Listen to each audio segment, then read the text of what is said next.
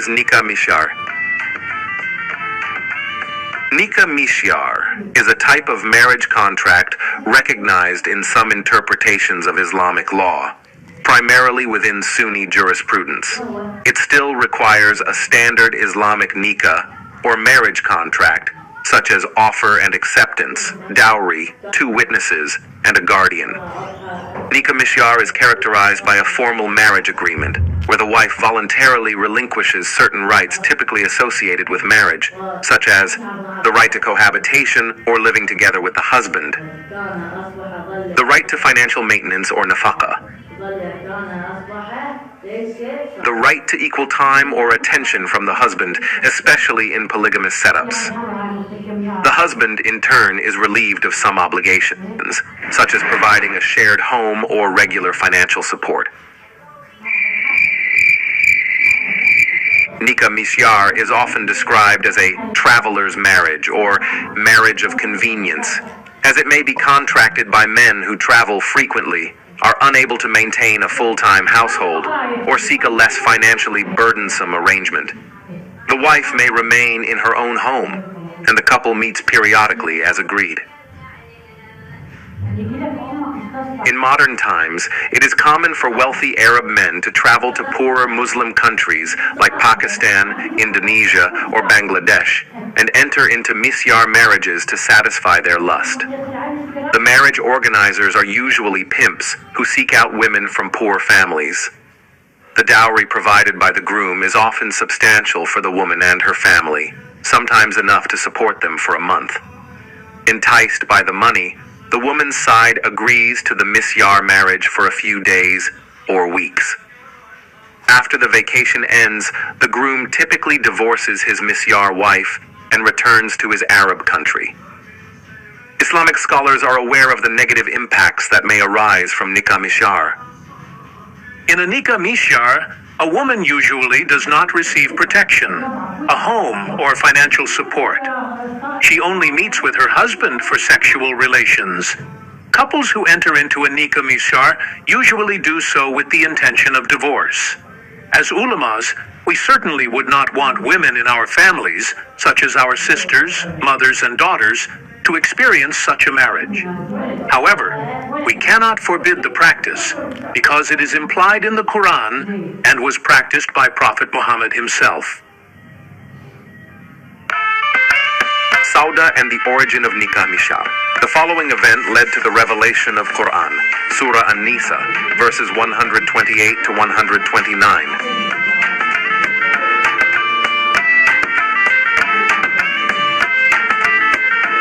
Sauda bint Zam'a bin Qais was 51 years old when she married Prophet Muhammad, who was slightly older than her.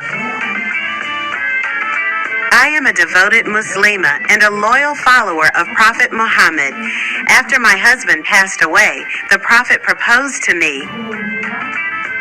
When Prophet Muhammad offered marriage, Sauda saw hope because it meant a chance for security and also an important role in his household. I am the second wife of the Prophet. His first wife, Khadijah, died not too long ago. He needed a mature woman to take care of his children and to do the household errands for him for free. Sauda later moved to Medina to be with her husband. There she helped build the emerging Muslim community. As Prophet Muhammad's influence grew, so did the number of his wives.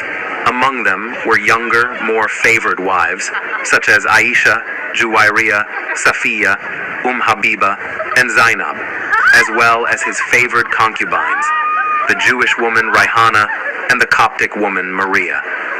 They were all known for their youth and beauty. I know the Prophet was really fond of his third wife, Aisha. He even claimed that without her, no Quran verses would have come to him. But now, many more beautiful young girls and women surround him. I have no chance of competing with them. Rumors spread that Prophet Muhammad planned to divorce Sauda because of her age and fading beauty. His preference for youthful beauty made her future uncertain. I heard that the Prophet is going to divorce poor Sauda because she's old and no longer attractive.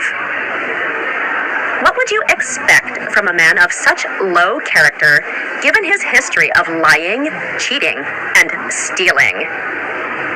I know, it's absurd to expect loyalty from him. It seems like the Prophet is going to divorce Sauda. That old hag? Good. That means more time for him to have fun with his beautiful girls.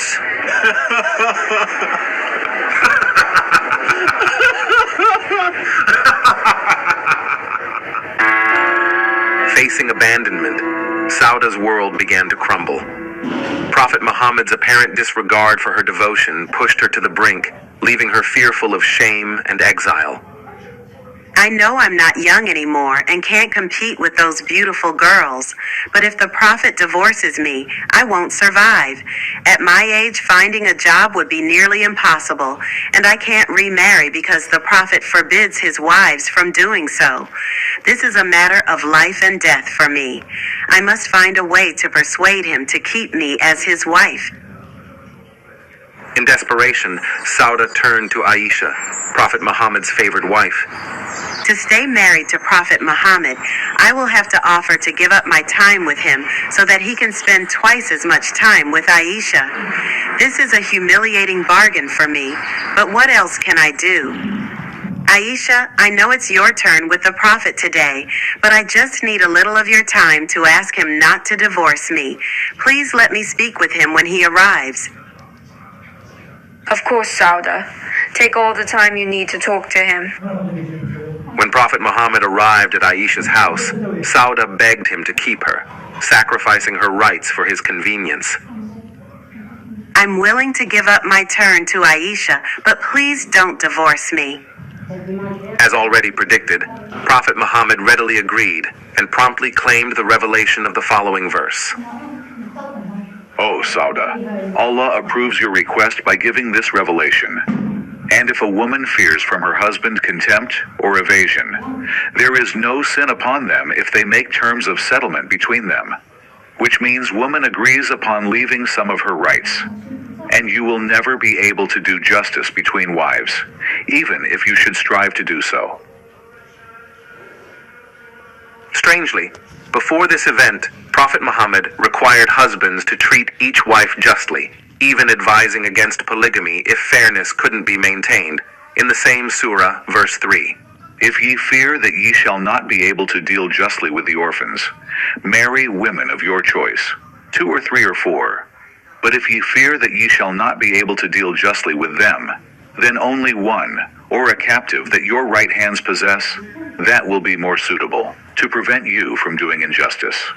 This means that Quran, Surah An-Nisa, verse 128, 129, has nullified Surah An-Nisa, verse 3, with serious negative consequences for wives. Allah, the Al-Adil, the very just and fair, has permitted Muslim husbands to treat their wives unjustly.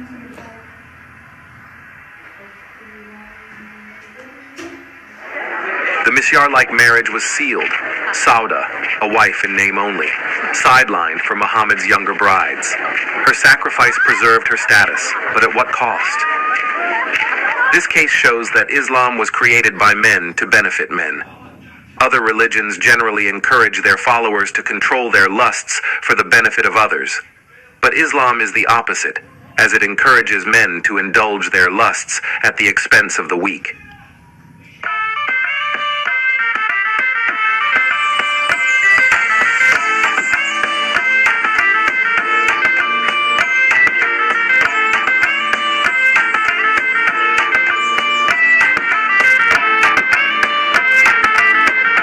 Guys, actually, I don't feel that bad.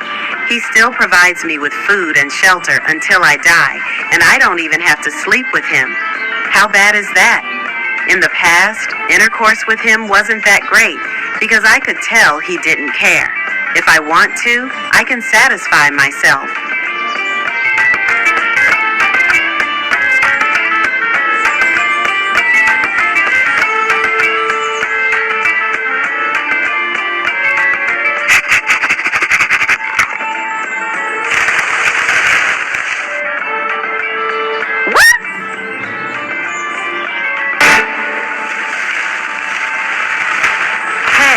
Hey, Give them back to me.